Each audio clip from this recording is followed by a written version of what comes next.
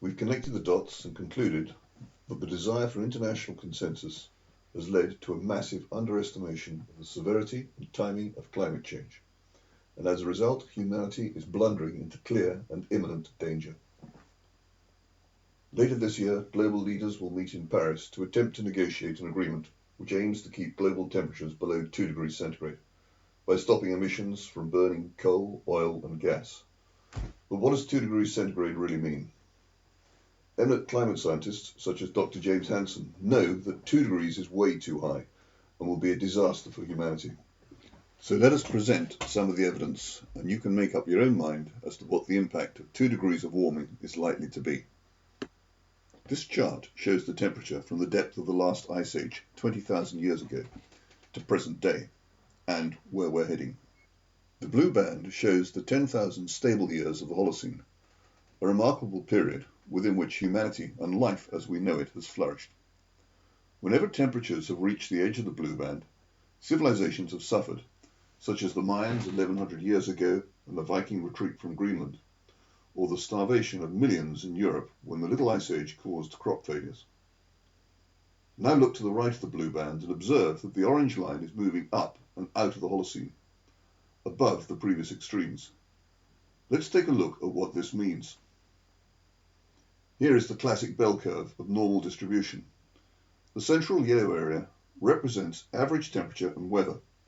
The green areas, the normal extremes, and the red areas, the extraordinary extremes, such as 100-year storms, record-breaking temperatures, flooding, and droughts. Now let's turn it on its side and apply it to the blue band of the Holocene, showing the natural variability and the extreme events where the orange line approaches either boundary. Returning to the full chart, this time with the distribution curve in place, let's add a red line above it at 2 degrees of warming, the so-called safe limit. Now observe that we have room for an entire second distribution curve. Remember that the red tip of the first distribution curve represents 100-year extreme events, and appreciate that everything that happens in the second curve is taking us way beyond this. 100-year floods and droughts have become the norm, and surely there's nothing safe about this. The reality is, as you can see on the right, that we are exiting the Holocene into an entirely new climate dynamic. In this new dynamic that we find ourselves, multi-year, previously exceptional droughts will be the norm.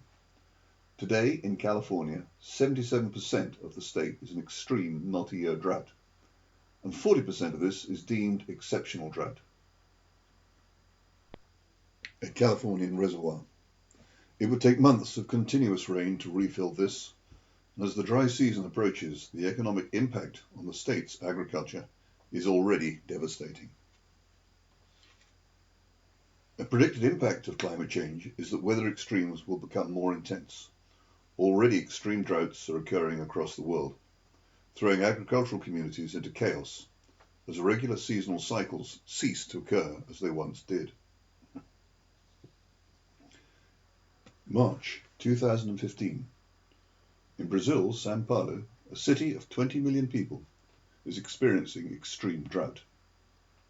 This reservoir is down to 5.1% of its capacity, below the level at which water for the 6 million people it supplies is normally drawn off, and the other reservoirs are in the same state. Within the next few months, they are likely to run out of water entirely. Already, people are protesting over water rationing. Without water, the city's sewage system will break down and disease will take hold. How do you deal with 20 million thirsty people? At the other end of the extreme, 100-year floods are now occurring every couple of years. This was the UK's record-breaking flooding of spring 2014. The pattern of flooding is becoming increasingly commonplace across the world. And it's not only extreme rain events, it's also ice melting from mountain ranges and the effects of rising sea levels that are preventing floodwaters from draining away. Extreme droughts lead to more forest fires. These kick off multiple feedback loops, increasing atmospheric CO2 as trees burn and also from exposed soils. Soot from burning boreal forests has the serious consequence of darkening Arctic ice and snow, which accelerates the melting process. Across the world, droughts, floods, fires, and climatic seasonal disruption are all combining to cause crop failures. And this is likely to make it increasingly difficult for us to feed 7.2 billion people. Crop failure leads to climate refugees migrating, which in turn leads to economic stress and conflict. Conflict is itself a major feedback loop. This is a partial list of climate change impacts. To it, one could add the likelihood of increasing volcanic and tectonic activity as the weight of ice on Arctic land masses reduce and the loadings on the seafloors increase. Almost every one of these leads to increasing concentrations of greenhouse gases in the atmosphere. So what is the impact of 2 degrees centigrade warming going to be? It means the capacity of the Earth to support 7+ billion people is going to be stretched to the very limits and may very well collapse, taking civilization and our financial system into chaos. So why are we risking everything to defend an economy based on fossil fuels, coal, oil and gas? An economy that will not exist if these trends are not reversed. What next? What can we do to secure our future? First, we need to face up to the reality of our situation. One approach is to imagine Earth as a business being prepared for sale. Any interested buyer would carry out due diligence to see what state the business was in. Unfortunately, the ensuing report on Earth Inc. is not going to make good reading. Recent reports from the IPCC, the World Bank, and independent consulting groups project forward risk impacts all the way from mild to catastrophic. Based on our analysis, we think that the forward impacts are now severe to catastrophic, with very severe in the middle. The fact is, the climate is in non-linear mode, but many of our scientists, captains of industry, and politicians simply can't comprehend the severity of the situation and refuse to admit what is staring us in the face. As previously described, we are confronted with multiple effects, many of which feed back one upon another, and each multiplying the effect of the other. In addition to this, the sea ice, ice sheets, and the glaciers are melting at increasing cubic rates. Climate change is accelerating and will continue to accelerate. And because of this, our window of opportunity to act is closing very fast. Our analysis indicates that we are on the edge of a serious food crisis that may intensify as soon as harvest time for the Northern Hemisphere this year. This is the United Nations Food and Agricultural Food Price Index, commonly called the FPI. The first spike in the FPI was the World Food Riots of 2008. The second spike was the Arab Spring. Both these spikes were contrary to all former UN forecasts and came as a complete surprise. The red line, set at a level of 210, was the analysis of these events by Complex Systems Institute to find the trigger for unrest. Take a look at where we stand now. We are perilously close to the 210 line, and any number of foreseeable events could launch us into a food price-driven crisis. The reality is that due to changes in weather patterns, we may soon be driven into a state of permanent food crisis. An El Niño is forming, and this is known to impact agriculture around the world. Fortunately, this one appears to be moderate, but it still looks likely to intensify the existing droughts in California and southern Brazil, and it will further change weather patterns that are essential for mass agriculture across the globe. Based on other scientific evidence regarding changes in the jet stream, it is likely that stress will increase on agriculture and that food insecurity will intensify. Indebted nations will face a stark choice of subsidizing food or servicing debt. The choice is obvious. This poses a risk of default, and those defaults may trigger the derivatives market, with the potential to implode the whole current economic system. For anyone doubting this, the evidence is overwhelming in an analysis of the 2008 crash. This would be catastrophic because the world's temperature would increase within weeks as two currently critical solar shields disappeared. It is imperative that there is no major economic contraction, or we may spiral out of control. The first of the shields is as a result of burning coal. As coal burns, it emits sulfur dioxide in large quantities, an anti-greenhouse gas.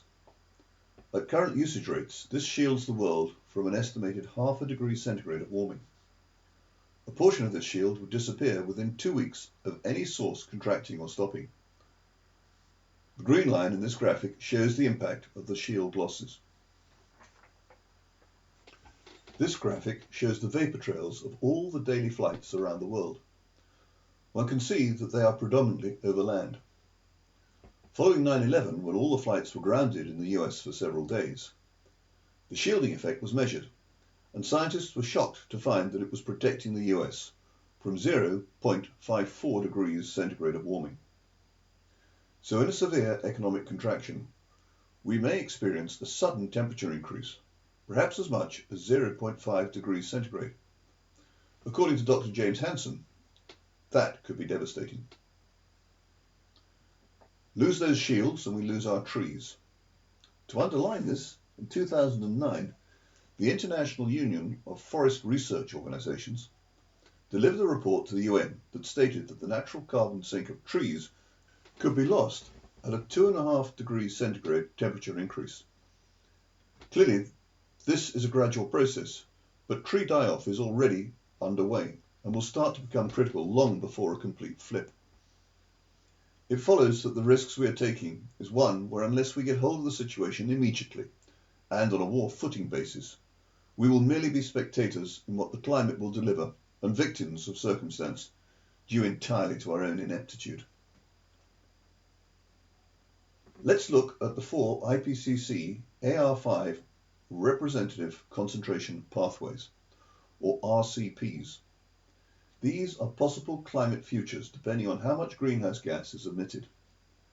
The ranges of the 4 are shown from 0.9 to 5.4 degrees centigrade, with sub-ranges within each of the 4 pathways. The top 3 range from 1.7 degrees to 5.4 degrees centigrade above the pre-industrial average. All are potentially catastrophic outcomes. At the higher ranges, the tree sink will be in a desperate situation, if not eradicated. Without the trees on this planet, it is impossible to envision how civilization could exist. This leaves us with one alternative, RPC 2.6. The range here is a warming of 0.9 to 2.3 degrees centigrade. We're already close to 0.9 degrees, so it would be extremely hard to achieve.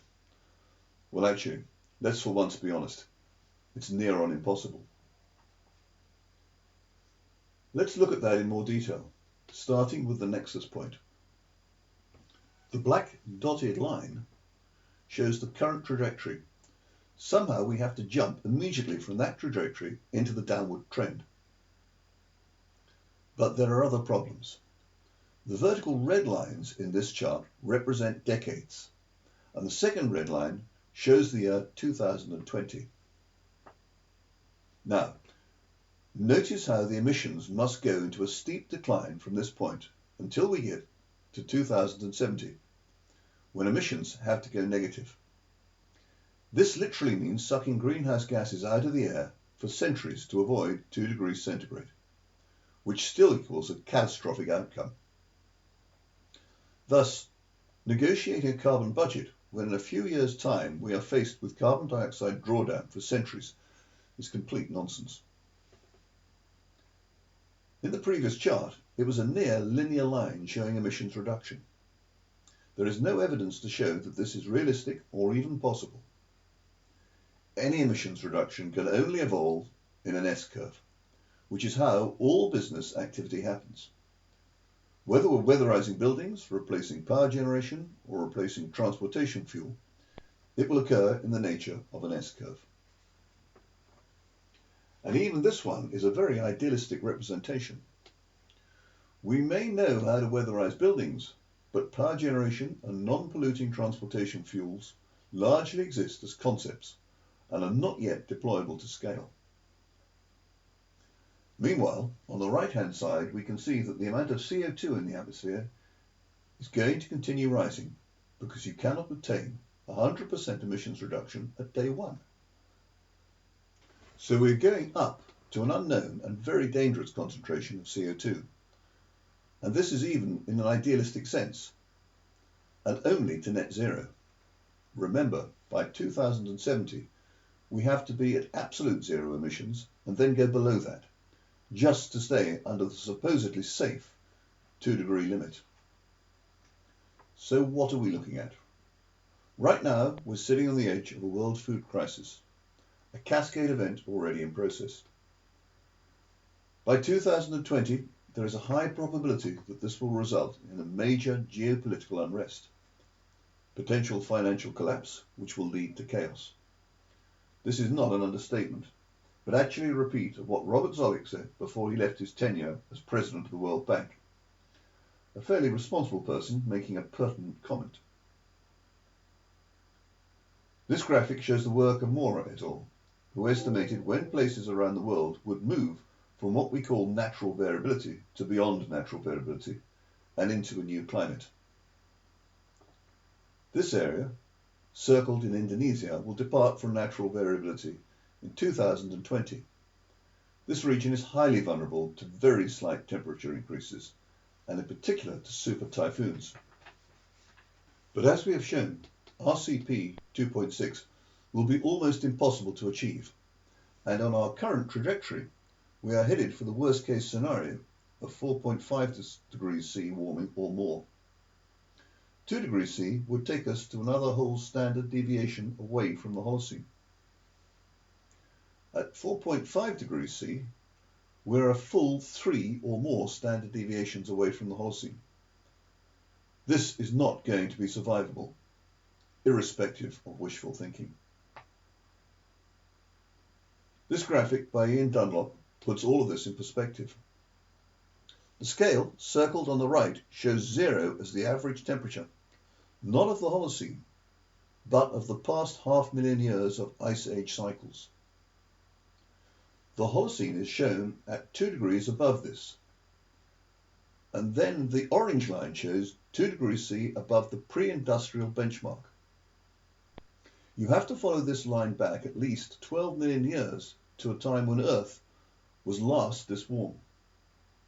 Notice then that there was no northern hemisphere glaciation, and sea levels were 6 to 7 meters higher than they are now. This is what 2 degrees C is committing us to. At 4 degrees C, the purple line, we have to go back nearly 40 million years, at which time there was no ice on the planet at all, and sea levels were 70 meters higher than they are now. And that is where we're headed. Sadly, every recent study into deglaciation has indicated that sea levels will rise far faster than previously thought. Dire as our predicament is, the situation is not entirely hopeless. The biosphere itself and its huge potential fertility provides us with the necessary tools to recapture the excess carbon from our oceans and atmosphere. Interim measures to cool and preserve the Arctic sea ice are technically possible.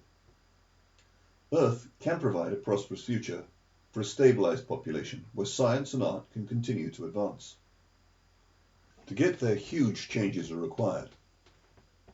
That change will require leadership and a plan. We have the plan.